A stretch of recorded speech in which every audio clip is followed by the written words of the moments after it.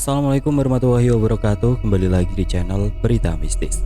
Untuk kisah kali ini saya akan membawakan sebuah kisah dari tulisannya Untung Prasetyo. Sebuah kisah Ubay di Kalimantan. Dan sebelum kita lanjut ke ceritanya, tekan dulu tombol like video ini. Dan jangan lupa tekan juga tombol subscribe channel ini. Nyalakan juga lonceng notifikasinya agar tidak ketinggalan cerita-cerita lainnya. Dan buat teman-teman yang pengen membaca langsung ceritanya, nanti silakan saja kunjungi linknya yang nanti akan saya sertakan di kolom deskripsi. Dan teman-teman juga bisa mampir ke channel YouTube-nya penulis yang nanti linknya juga akan saya sertakan di kolom deskripsi. Dan seperti apa untuk kisah kali ini? Langsung saja kita masuk ke ceritanya.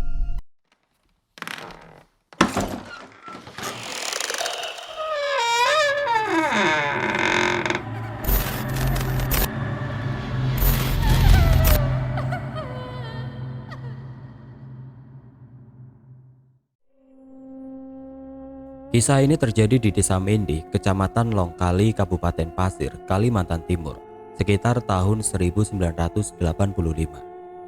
Kisah ini dialami dan diceritakan oleh ibuku yang bernama Mariana.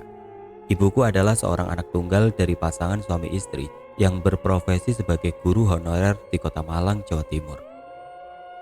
Pada saat itu pemerintah era Presiden Soeharto sedang menggalakkan program transmigrasi.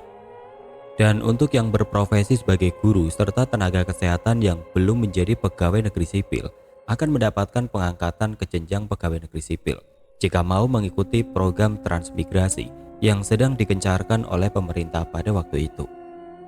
Waktu itu, Ibu Mariana sudah lulus sekolah menengah pertama dan harus ikut kedua orang tuanya merantau ke Pulau Kalimantan agar kedua orang tua Ibu Mariana dapat menjadi guru PNS. Waktu pertama kali Ibu Mariana serta ayah dan ibunya tiba di Desa Mendi, tempat itu masih berupa hutan yang masih banyak terdapat hewan-hewan buasnya. Dan di pedalaman hutan itulah terdapat perumahan para pekerja transmigrasi. Selain perumahan, terdapat juga fasilitas lainnya seperti puskesmas, sekolah, dan lain sebagainya. Ibu Mariana dan ayah serta ibunya waktu itu diberikan perumahan khusus yang berada di dekat dengan balai desa serta puskesmas dan juga sekolahan pada waktu itu. Keadaan desa pun terasa aman ketika Ibu Mariana dan keluarganya sudah 5 tahun berada di sana. Hingga Ibu Mariana menginjak dewasa dan menikah dengan Pak Abbas, barulah teror dari makhluk-makhluk gaib itu bermunculan. Teror yang juga menyebabkan kematian tersebut berlangsung cukup lama di desa kami.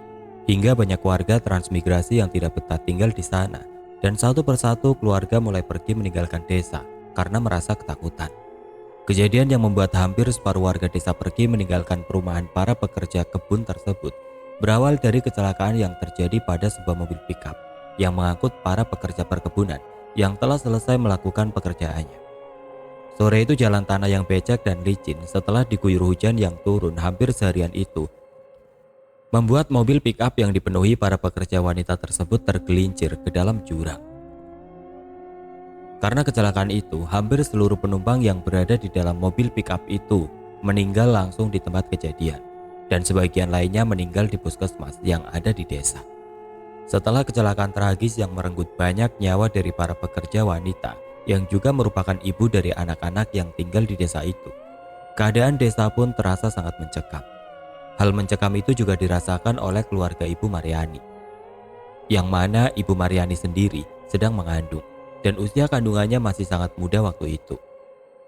Malam pertama setelah pemakaman seluruh korban kecelakaan yang meninggal di tempat kejadian pun memulai teror dari makhluk-makhluk gaib yang tujuan mereka belum diketahui waktu itu. Pada pukul 11 malam, ketika suasana sangat hening dan gerimis pun turun yang membuat desa terasa sangat mencekam itu, mulailah terdengar derap langkah sepatu boot yang biasa digunakan oleh para pekerja perkebunan.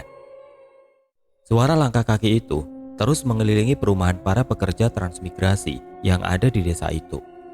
Pada saat malam mencekam itu, Pak Mirin yang terbangun dari tidurnya dan hendak pergi ke kamar mandi pun menjadi penasaran dengan suara langkah kaki dari orang-orang yang biasanya ingin pergi bekerja ke perkebunan di pagi hari. Dalam hatinya Pak Mirin bergumam, untuk apa orang-orang itu berjalan beriringan ke perkebunan malam-malam begini? Karena rasa ingin tahu yang sangat besar, Pak Mirin pun melihat ke arah luar dari jendela kaca yang ada di ruang tamu rumahnya. Tapi setelah Pak Mirin mengintip dari balik tirai jendelanya, Pak Mirin tidak mendapati apapun di sana. Hingga akhirnya, Pak Mirin pun berpindah ke sisi jendela yang ada di sebelah kanan ruang tamunya. Dan betapa terkejutnya Pak Mirin ketika melihat sosok-sosok yang dikenalnya itu berjalan beriringan di jalan depan perumahan desa tersebut. Orang-orang yang dikenal Pak Mirin itu adalah para pekerja wanita yang telah meninggal akibat kecelakaan tragis yang menimpa mereka kemarin. Tubuh Pak Mirin pun mulai gemetar ketika di jalan yang gelap itu. Pak Mirin melihat rombongan wanita yang beberapa di antaranya adalah tetangga dekatnya. Kilatan cahaya dari petir malam itu sekilas menggambarkan sosok-sosok yang sangat mengerikan. Dan ketakutan Pak Mirin pun semakin menjadi ketika salah satu wanita yang darahnya bersimpah menatap tajam ke arah rumah Pak Mirin waktu itu. Pada sosok wanita yang diyakini adalah sosok arwah penasaran itu, seolah mengetahui jika Pak Mirin sedang mengintip dari balik jendela rumahnya. Keesokan harinya tubuh Pak Mirin pun terserang demam hebat, dan setelah dibawa ke puskesmas desa pun Pak Mirin belum menunjukkan tanda-tanda kesembuhannya. Di malam berikutnya seorang remaja yang bernama Joko mengalami hal yang sama seperti Pak Mirin.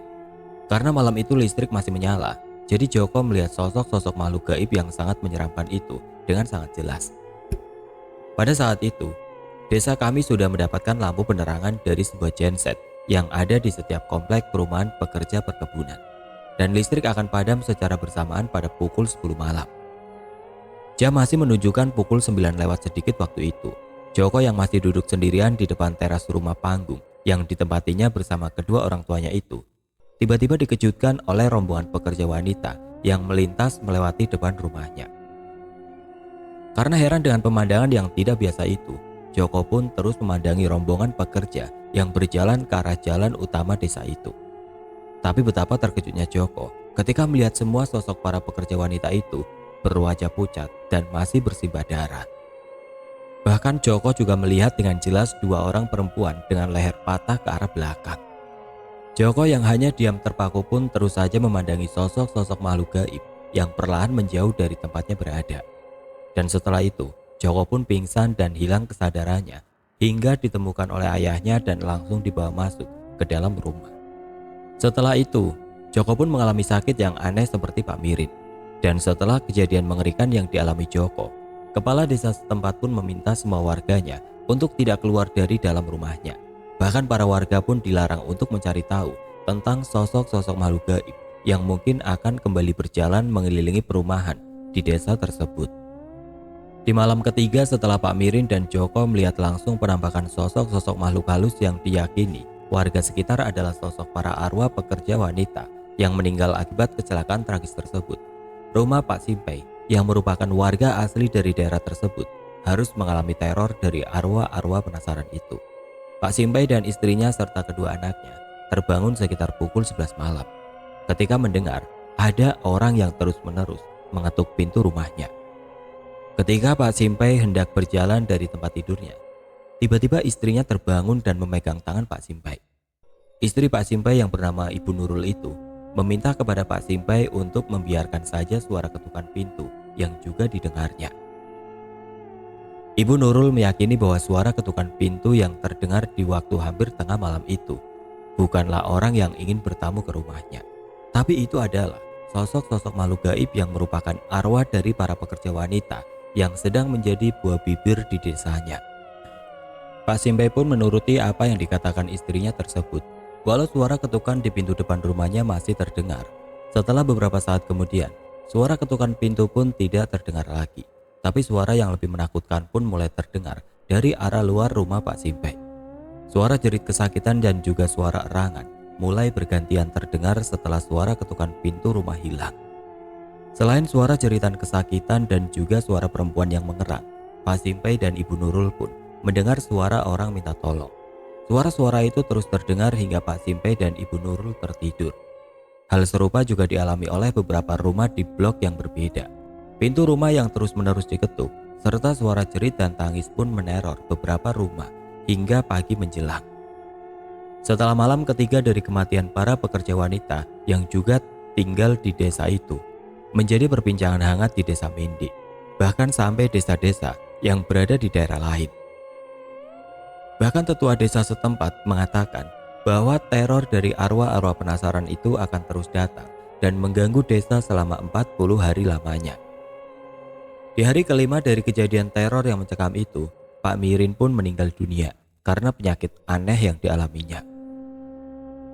Pak Mirin yang sering berhalusinasi itu sudah dibawa ke berbagai tempat pengobatan. Tapi semua itu belum dapat mengembalikan kesehatan Pak Mirin. Hingga akhirnya Pak Mirin pun meninggal dunia. Di hari ketujuh giliran Joko yang meninggal dunia dikarenakan penyakit sama yang dideritanya dengan Pak Mirin. Yang dimana telah diketahui bahwa Pak Mirin dan Joko melihat langsung penampakan-penampakan sosok arwah penasaran yang mulai mengganggu warga desa waktu itu. Kabar meninggalnya dua orang yang sama-sama melihat penampakan itu membuat gempar warga desa. Dan mulai hari itu, sebagian penduduk desa pun mengungsi di desa lain. Ada juga yang memutuskan untuk kembali ke kampung halamannya, walau pekerjaan di perkebunan karet sedang banyak-banyaknya. Hampir separuh lebih warga desa Mende pergi meninggalkan rumahnya masing-masing untuk mengungsi atau memang pergi dan tidak kembali lagi. Mereka merasa ketakutan dengan apa yang terjadi di kampung mereka itu.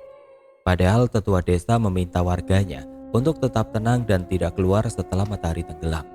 Tapi tetap saja, para warga desa sudah ketakutan dan tidak mau lagi berada di tempat yang mencekam itu. Kebanyakan dari warga desa yang mengungsi ataupun pergi dari desa itu adalah mereka yang pernah didatangi langsung oleh arwah-arwah penasaran itu. Walaupun banyak yang ketakutan dengan kejadian mistis tersebut, tapi banyak juga yang tidak mempercayai akan teror yang terjadi di desa mereka. Salah satunya adalah suami Ibu Mariana yang bernama Pak Abbas. Pak Abbas adalah seorang mantri yang bekerja di puskesmas desa. Bahkan Pak Abbas juga ikut mengobati Pak Mirin serta Joko yang akhirnya meninggal dunia. Menurut Pak Abbas, kematian Pak Mirin dan Joko disebabkan oleh gigitan nyamuk malaria yang memang masih banyak di daerah itu. Karena kondisi tubuh mereka lemah, maka Pak Mirin dan Joko pun tidak dapat bertahan dari penyakit tersebut. Karena merasa tidak percaya dengan kejadian-kejadian mistis yang menimpa warga desa, Pak Abbas pun meninggalkan Ibu Mariani yang sedang hamil seorang diri di rumahnya. Dan pada hari ke-15 dari hari kematian para pekerja wanita itu, Ibu Mariana mulai mendapatkan teror dari arwah-arwah penasaran yang masih saja mengganggu warga desa di malam harinya. Pagi itu seperti biasa Pak Abbas pergi ke puskesmas untuk menjalankan tugasnya sebagai mantri di puskesmas desa Mende. Tapi pagi itu tidak seperti pagi-pagi pada umumnya bagi Ibu Mariana. Kejadian-kejadian janggal pun mulai ditemui Ibu Mariana yang sedang mengandung bayi pertamanya itu. Ibu Mariana yang mulai beraktivitas seperti biasanya pun mulai mencium bau busuk yang tiba-tiba datang dan memenuhi ruangan di dapurnya tersebut. Setelah mencium bau busuk tersebut, Bu Mariana dikagetkan dengan suara rintihan yang memanggil namanya secara terus-menerus. Dan suara yang tidak asing itu adalah suara temannya yang bernama Bu Ida yang ikut menjadi korban kecelakaan tragis itu. "Mar, tolong aku Mar, tolong temani aku Mar," ujar suara yang membuat seluruh bulu kuduk Bu Mariana berdiri. "Temani aku Mar, temani aku sendirian Mar." Imbu suara yang akhirnya membuat Bu Mariana memilih keluar dari dalam dapurnya tersebut. Karena merasa ketakutan, akhirnya Ibu Mariana pun meminta tolong kepada tetangganya yang rumahnya bersebelahan dengan rumah beliau. Ibu Mariana pun lalu menceritakan apa yang dialaminya tersebut dan meminta tolong kepada Bu Halimah untuk memanggilkan orang tua dari Ibu Mariana yang berada di blok depan untuk menemaninya di rumah. Setelah ibu dari Ibu Mariana datang, mereka pun langsung pergi ke dalam dapurnya dan bau busuk yang diciumnya tadi kini telah menghilang dan sama sekali sudah tidak tercium oleh Ibu Mariana. Ketika Pak Abbas pulang untuk makan siang, Bu Mariana pun menceritakan kejadian janggal yang tadi pagi dialaminya itu. Tapi Pak Abbas hanya tertawa karena beliau beranggapan bahwa tidak akan mungkin ada hantu yang datang menakut-nakuti di pagi hari. Setelah selesai makan siang, Pak Abbas pun kembali bekerja dan meninggalkan Bu Mariana bersama mertuanya di rumah. Tapi karena hari semakin sore, orang tua Bu Mariana pun berpamitan untuk pulang ke rumahnya karena ingin segera memasak untuk suaminya. Pak Abbas yang biasanya pulang sebelum maghrib pun hari itu pulang terlambat dikarenakan ada beberapa orang yang masih berobat di puskesmas. Sore itu suasana di setiap blok di desa itu terasa sangat sunyi sekali. Bahkan orang yang datang ke puskesmas desa pun datang secara berkelompok untuk menghindari teror dari para arwah penasaran yang masih sering datang di malam hari. Sesudah maghrib, Bu Mariana yang berada seorang diri di dalam rumahnya memilih untuk berdiam diri di dalam kamarnya. Tidak lupa Bu Mariana pun menutup dan mengunci semua pintu rumahnya. Sekitar pukul 7 malam, Bu Mariana kembali mencium bau busuk seperti yang diciumnya tadi pagi, dan hampir sama seperti tadi pagi. Bu Mariana pun mulai mendengar suara rintihan kesakitan dan suara-suara yang berteriak minta tolong. Pintu rumahnya pun terus diketuk dengan keras. Awalnya Bu Mariana berharap itu adalah Pak Abbas yang pulang mengetuk pintu. Tapi ketika Bu Mariana berteriak memanggil nama suaminya tersebut, Bu Mariana malah dibuat terkejut dengan jawaban yang sontak membuat bulu kuduknya meremang. "Ini aku, Mar. Aku Ida. Tolong aku," ujar suara yang sepertinya terdengar sangat dekat itu. Suara itu adalah suara Bu Ida yang semasa hidupnya hanya memiliki satu teman dekat, yaitu Ibu Mariana. Bu Ida yang terkenal cerewet dan suka mengusik ketenangannya itu memang tinggal di blok belakang. Tapi Bu Ida sering bermain ke rumah Bu Mariana dikarenakan warga seluruh blok tempat tinggalnya tidak ada yang menyukainya dan enggan untuk berhubungan dekat dengan Bu Ida. "Tolong bukakan pintu, Mar. Aku mau masuk. Di luar sangat dingin sekali," ujar sosok arwah Bu Ida sambil terus mengetuk pintu rumah Bu Mariana. Tubuh Bu Mariana pun mulai gemetar karena ketakutan. Beliau sangat berharap Pak Abbas segera pulang karena Bu Mariana sudah sangat ketakutan waktu itu. Keringat dingin pun mulai membasahi tubuh Ibu Mariana. Jantungnya berdegup sangat kencang hingga membuatnya sulit bernapas. Ketika pandangan mata Bu Mariana mulai gelap, sayup-sayup beliau mendengar suara Pak Abbas yang memanggilnya dengan sangat kencang dari arah luar. Pak Abbas yang sangat khawatir dengan keadaan istrinya pun meminta Mario untuk mendobrak saja pintu rumahnya. Pak Abbas yang diantar pulang oleh Mario dan Hamid pun mau tidak mau harus mendobrak pintu rumahnya karena tidak mendengar jawaban dari Bu Mariana. Padahal sepulas apapun Bu Mariana tertidur, beliau akan langsung terbangun ketika mendengar suara salam dari Pak Abbas. Setelah Pak Abbas berhasil masuk ke dalam rumahnya, beliau langsung berlari ke arah kamarnya sambil terus memanggil-manggil nama Bu Mariana. Tapi betapa terkejutnya Pak Abbas ketika beliau sampai di depan pintu kamarnya. Pak Abbas melihat sosok seorang wanita yang sangat menyeramkan sedang berdiri di samping tempat tidur istrinya. Tapi dengan sangat cepat, sosok perempuan yang menggunakan caping itu langsung menghilang dan meninggalkan bau yang sangat busuk. Sosok wanita yang juga dikenal oleh Pak Abbas itu adalah Ibu Ida yang merupakan teman dari istrinya. Dari arah luar rumah Pak Abbas, Mario dan Hamid yang tiba-tiba bergegas masuk ke dalam rumah Pak Abbas itu segera menutup pintu yang hampir terlepas dari tempatnya tersebut. Karena mereka berdua mendengar suara teriakan minta tolong dan juga mendengar suara derap langkah sepatu boot yang berasal dari arah ujung jalan di blok tempat tinggal mereka itu. Hamid yang berdiri di balik pintu rumah Pak Abbas itu segera memberi isyarat kepada Mario untuk diam dan memejamkan mata karena mereka takut menjadi korban dari sosok-sosok arwah penasaran itu. Jika sampai melihat mereka secara langsung, seperti yang dialami Pak Mirin dan juga Joko waktu itu. Bu Mariana yang tersadar dan langsung menangis pun masih sangat ketakutan dengan apa yang baru saja dialaminya. Kejadian mistis yang sangat mencekam itu tidak mungkin dapat dilupakannya. Dan dalam waktu lama masih menyebabkan trauma yang berkepanjangan. Malam mencekam di rumah Pak Abbas dan Ibu Mariana pun berlalu terasa begitu lama. Mario dan Hamid pun akhirnya memilih untuk menginap di rumah Pak Abbas ketika mereka berdua juga mengalami kejadian mistis yang baru dialaminya malam itu. Keesokan harinya ramai kabar tentang teror-teror makhluk-makhluk gaib yang mendatangi rumah-rumah orang yang sebelumnya tidak mempercayai jika arwah-arwah korban kecelakaan tragis itu masih berkeliaran di sana. Selain Bu Mariana dan juga Pak Abbas, ada juga beberapa rumah yang diteror oleh arwah-arwah penasaran tersebut. Kejadian itu pun membuat warga yang jumlahnya tinggal separuh dari jumlah sebelumnya itu merasa lebih ketakutan lagi dan meminta kepada kepala desa untuk mencari cara agar dapat mengusir sosok-sosok arwah yang terus menghantui desa Mende tersebut. Setelah mempercayai adanya sosok makhluk gaib yang meneror desanya, Pak Abbas kini tidak pernah pulang malam lagi. Sebelum jam 5 beliau sudah berada di rumahnya dan bagi yang membutuhkan pengobatan diminta datang langsung ke rumah Pak Abbas. Hal itu dilakukan untuk membuat Bu Mariana tenang karena Pak Abbas juga merasa khawatir dengan bayi yang ada di kandungannya tersebut. Di minggu ketiga setelah kematian para pekerja wanita tersebut menjadi puncak dari teror arwah-arwah penasaran. Sosok-sosok makhluk gaib tersebut kini memberikan teror yang lebih sadis lagi dari sebelumnya.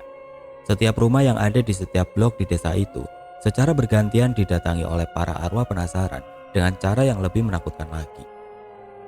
Pada malam Jumat Kliwon, di tengah gelapnya malam dan hujan yang turun dengan sangat deras, Pak Abbas dan Bu Mariana kembali didatangi sosok Ibu Ida yang menangis sepanjang malam di depan rumahnya.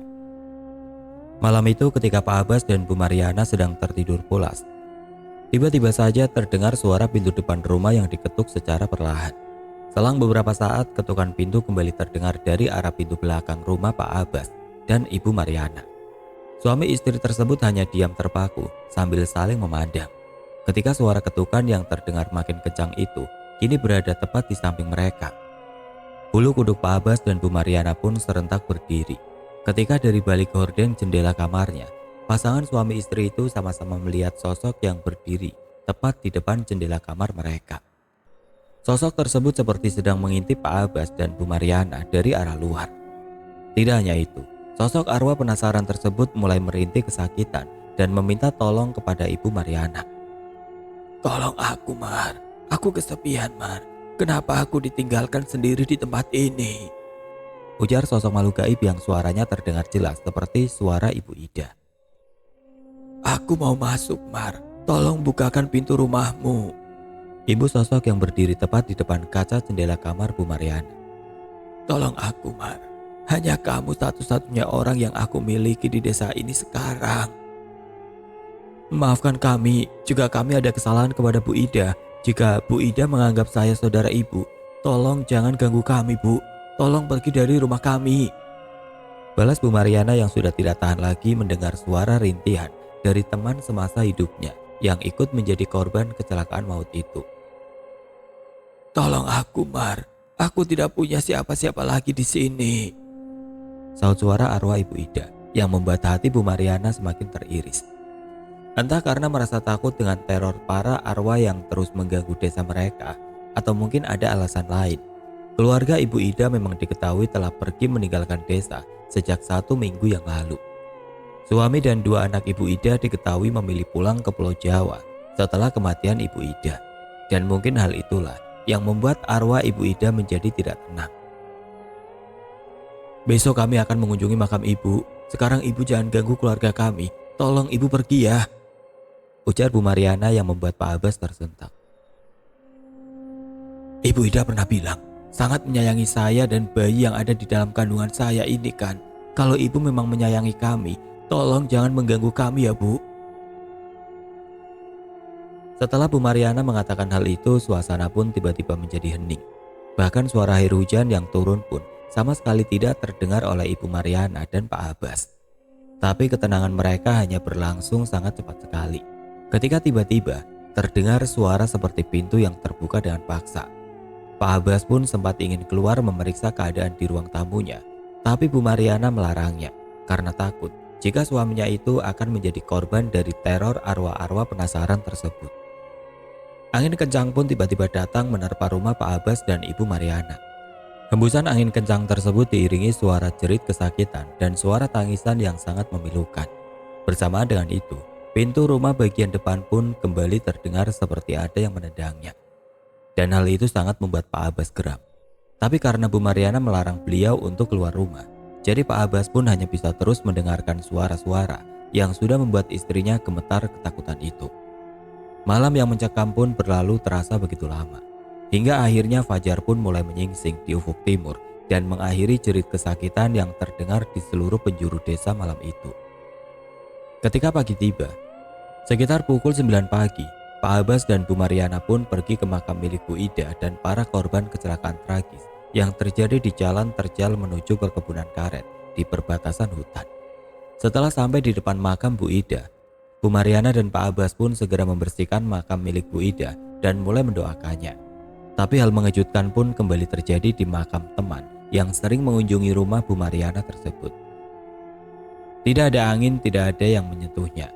Patok kuburan yang berada di bagian bawah makam milik Bu Ida itu tiba-tiba saja rubuh dan bergerak dengan sendirinya menjauh dari tempatnya. Patok yang masih tertancap dengan dalam itu secara mengejutkan terlepas, lalu rubuh ke arah kanan tempat Pak Abbas berada. Dan ketika Pak Abbas hendak mengambilnya, patok tersebut seolah ada yang menariknya dan bergerak menjauh dari tempat Pak Abbas berada. Pak Abbas yang sempat terkejut pun langsung berdiri dan meraih patok yang saat itu berada 1 meter di belakangnya dan mengembalikannya ke tempat semula dengan menancapkan di lubang yang memang sudah dalam itu. Yang tenang di alam sana ya Bu, walau keluarga Bu Ida sudah kembali ke Pulau Jawa, tapi kami yang di sini tidak akan melupakan Ibu, ujar Bu Mariana sembari memegang patok kuburan yang bertuliskan nama sahabatnya tersebut. Kami akan mengurus makam Bu Ida, walaupun keluarga Bu Ida sudah jauh dari tempat ini, Ibu Bu Mariana lagi. Setelah selesai mendoakan almarhumah Bu Ida langsung dari makamnya, Pak Abbas dan Bu Mariana pun segera kembali ke rumahnya karena langit telah menghitam dan suara gemuruh di atas awan hitam itu mulai menggelegar. Sesampainya Pak Abbas dan Bu Mariana di rumah, mereka berdua ternyata sudah ditunggu oleh kedua orang tua Bu Mariana, Pak Yanto dan Bu Marsi, datang untuk menemui Ibu Mariana dan Pak Abbas setelah mereka berdua ikut mengalami teror yang mengerikan semalam. Bau busuk yang tiba-tiba datang entah dari mana asalnya itu seolah-olah memenuhi ruangan rumah kami, Nak Abbas, ujar Pak Yanto yang mulai menceritakan pengalaman mistis yang ditemuinya semalam. Setelah itu pintu belakang rumah kami digedor-gedor, Nak, seolah ada beberapa orang yang memaksa ingin masuk dari luar, sambung Ibu Marsi menceritakan. Kami juga mengalami teror yang sangat menakutkan, Bu, balas Bu Mariana membalas cerita dari ibunya itu. Apa sebaiknya kita ikut mengungsi saja, Nak? Bapak khawatir dengan Mariana dan bayi yang dikandungnya, ujar Pak Yanto yang rupanya telah memiliki rencana untuk pergi sementara dari desa tersebut. Dari 20 rumah di blok 1, kini hanya tinggal 5 rumah saja yang masih terisi dan semua keluarga yang berada di blok 1 sudah bersiap untuk pergi mengungsi ke desa lain karena sudah tidak tahan dengan apa yang terjadi di desa kita ini, Ibu Pak Yanto menjelaskan lagi. Di blok kami ini juga begitu, Pak. Tinggal beberapa rumah saja yang terisi. Selebihnya sudah pergi mengungsi ke desa lain, jawab Pak Abbas menjelaskan. Lalu apa yang akan kau lakukan, Abbas? Bapak rasa teror itu akan terus menghantui kita sebelum 40 hari dari kematian para warga yang bekerja di perkebunan karet tersebut. Bagaimana kalau kita pergi ke desa saya saja, Pak? Bapak dan Ibu bisa tinggal sementara di rumah kakak saya dan nanti saya serta Mariana akan tinggal bersama Abah, ujar Pak Abbas menjelaskan. Ketika Pak Yanto dan Pak Abbas telah sepakat untuk mengungsi, tiba-tiba saja hujan deras datang mengguyur desa dengan sangat derasnya. Hujan disertai angin kencang tersebut seolah memberi pertanda bahwa keluarga Pak Yanto tidak diperbolehkan untuk meninggalkan rumah mereka. Hujan yang terus mengguyur desa Mende dari pukul 12 siang hingga menjelang maghrib itu akhirnya urung membuat keluarga Pak Yanto pergi mengungsi ke desa asal Pak Abbas. Karena hari makin gelap dan malam pun tiba, akhirnya Pak Yanto dan Bu Marsi memutuskan untuk menginap di rumah Pak Abbas. Lampu yang biasanya menyala dari pukul 5 sore pun kembali tidak menyala di hari itu karena hujan deras yang mengguyur desa membuat para operator genset memilih untuk tidak menghidupkan alat yang menjadi sumber penerangan di desa itu. Sekitar pukul 7 malam, teror yang menjadi puncak dari semua teror yang ada di desa Mende pun mulai terjadi. Seperti yang tadi diceritakan oleh Pak Yanto, bau busuk yang sangat menyengat pun mulai tercium sangat menusuk hidung. Bau busuk yang sangat menyengat pun mulai tercium sangat menusuk hidung. Bau busuk bangkai yang mulai membuat mual keluarga Pak Yanto dan Pak Abbas itu mulai mereda setelah mendengar suara pintu yang diketuk berkali-kali. Dari hanya sekedar suara ketukan pintu, perlahan tapi pasti terdengar suara gedoran pintu yang sontak membuat Pak Yanto, Pak Abbas, Bu Marsi, dan Bu Mariana mulai ketakutan. Mereka pun memilih masuk ke dalam kamar Bu Mariana dan bersembunyi di dalam kamar tersebut. Setelah berada di dalam kamar, tiba-tiba terdengar suara keras dari pintu yang didobrak dari arah luar. Langkah berat dari beberapa sosok makhluk pun mulai terdengar memasuki rumah dan mulai mengamuk di dalam ruang tamu rumah Pak Abbas. Dari arah pintu belakang rumahnya, Pak Abbas juga mendengar suara pintu terbuka dengan kencang seperti didobrak seseorang. Dan tidak lama kemudian, terdengar suara benda-benda berjatuhan dari arah dapur. Beberapa kali terdengar piring yang jatuh ke lantai rumah Pak Abbas dan pecah berhamburan. Dan setelah itu, suara-suara jeritan pun mulai terdengar memegahkan telinga. Pak Abbas yang sudah pasrah dengan hancurnya barang-barang di dalam rumahnya pun mulai mengajak semua orang yang berada di dalam kamar itu untuk berdoa. Tapi ketika Pak Abbas, Pak Yanto serta Bu Marsi dan Bu Mariana mulai berdoa, samar-samar terdengar beberapa suara wanita yang meminta tolong dan mengeluh kedinginan. "Tolong jangan lupakan kami. Kami sangat menderita di tempat kami," ujar salah seorang wanita yang ada di balik dinding kamar Bu Mariana. "Jangan kalian lupakan kami begitu saja," ibu sosok yang suaranya terdengar serak tersebut. Setelah suara itu terdengar, pintu kamar Bu Mariana pun mulai bergetar, seolah-olah ada seseorang yang berusaha membuka pintu itu dari arah luar. Keringat dingin pun sudah membasahi tubuh Pak Abbas waktu itu. Tapi hal itu tidak membuat Pak Abbas berdiam diri. Pak Abbas pun berdiri di balik pintu kamarnya untuk menahan sosok makhluk yang berusaha masuk ke dalam kamarnya. Malam pun terasa semakin mencekam ketika suara petir bersautan dan hujan pun semakin deras mengguyur desa. Walau perlahan suara-suara menakutkan itu pergi, tapi Pak Abbas tetap berdiri di balik pintu kamarnya untuk menahan sosok makhluk gaib yang masih saja mencoba masuk ke dalam kamarnya. Mariana, terima kasih kau sudah mendatangi makamku, Mar. Tolong jangan lupakan kami yang kini sendirian di tempat ini, Mar, ujar sosok Bu Ida dari balik dinding kayu kamar Bu Mariana. Kami ingin selalu diingat, Mar. Tolong jangan lupakan kami. Imbu suara yang terdengar sangat jelas jika itu adalah suara dari Bu Ida yang dulu sering ke rumah Bu Mariana. Suara-suara menakutkan yang perlahan menghilang pun membuat Pak Abbas yang masih berdiri di depan pintu kamarnya agak sedikit tenang. Karena kelelahan, Pak Abbas pun lalu terduduk lemas di balik pintu kamarnya.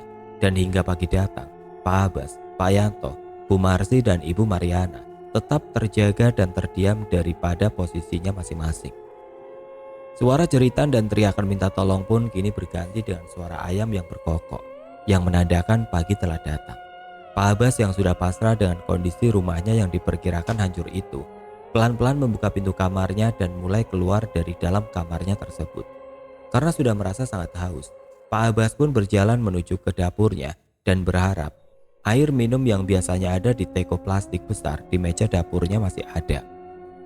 Tapi betapa terkejutnya Pak Abbas melihat kondisi dapurnya yang sangat bersih dan seolah tidak terjadi apa-apa di sana. Semua benda pun masih berada pada tempatnya tanpa bergeser 1 senti pun. Mengingat apa yang terjadi semalam, Pak Abbas pun segera memanggil Bu Mariana dan kedua orang tuanya untuk menyusulnya ke dapur. Dan sama seperti Pak Abbas, Pak Yanto dan Bu Marsi serta Bu Mariana pun dibuat tercengang dengan kondisi dapur yang terlihat bersih dan rapi. Padahal awalnya mereka membayangkan kondisi dapur yang sangat berantakan dan bersiap untuk membereskannya hari itu juga. Setelah melihat kondisi dapurnya, Pak Abbas yang dibantu Bu Mariana segera membawa air putih di wadah teko besar berwarna biru ke ruang tamu rumah mereka. Dan sama seperti yang didapatinya di dapur, kondisi ruang tamu pun terlihat bersih dan rapi dengan pintu yang masih tertutup rapat. Bersyukurnya keluarga Pak Yanto dan Pak Abbas saat itu karena tidak terjadi kerusakan sama sekali dengan rumahnya. Dan setelah pukul 9 pagi, Pak Abbas pun mengajak Pak Yanto untuk menemui kepala desa karena Pak Abbas terpikirkan suatu hal dari teror yang didapati keluarganya semalaman. Sesampainya di rumah Pak Lurah, ternyata sudah banyak warga desa dari beberapa blok yang ada di sana. Dan setelah menceritakan kejadian-kejadian yang mereka alami semalam, akhirnya Pak Abbas pun mengusulkan untuk membuat nama jalan dari para korban kecelakaan maut tersebut dengan pertimbangan kata-kata yang terus diucapkan sosok-sosok arwah penasaran yang meminta para warga untuk tidak melupakan mereka. Akhirnya, usulan dari Pak Abbas tersebut diterima baik oleh kepala desa setempat. Dan pada hari itu juga, warga desa bahu-membahu untuk membuat papan nama jalan yang menggantikan nama blok di desa tersebut. Di jalan blok 1, digantikan nama korban kecelakaan yang bernama Ida, karena memang Bu Ida tinggal di blok tersebut. Begitu juga dengan blok-blok yang lain. Dan sampai hari ini, nama jalan desa Mende menjadi nama orang yang menjadi korban kecelakaan maut tersebut. Setelah mengabadikan nama dari para korban kecelakaan tersebut menjadi nama jalan, Perlahan tapi pasti teror yang terjadi di desa Mende pun berangsur menghilang. Dan sebelum 40 hari kematian para pekerja wanita tersebut, teror yang sangat menakutkan bagi warga desa Mende pun berakhir dan tidak pernah terjadi lagi. Pada saat itu Pak Abbas dan Bu Mariana tinggal di Jalan Sulis. Salah satu korban meninggal akibat kecelakaan maut yang sebelumnya juga tinggal di blok tempat Pak Abbas tinggal. Oke teman-teman, sekian untuk kisah kali ini. Bagaimana menurut kalian tentang kisah ini? Tulis komentar kalian di kolom komentar. Dan buat teman-teman yang baru bergabung, jangan lupa untuk like, komen, share, serta subscribe channel ini. Dan nantikan kisah-kisah horor berikutnya tetap di channel Berita Mistis. Wassalamualaikum warahmatullahi wabarakatuh.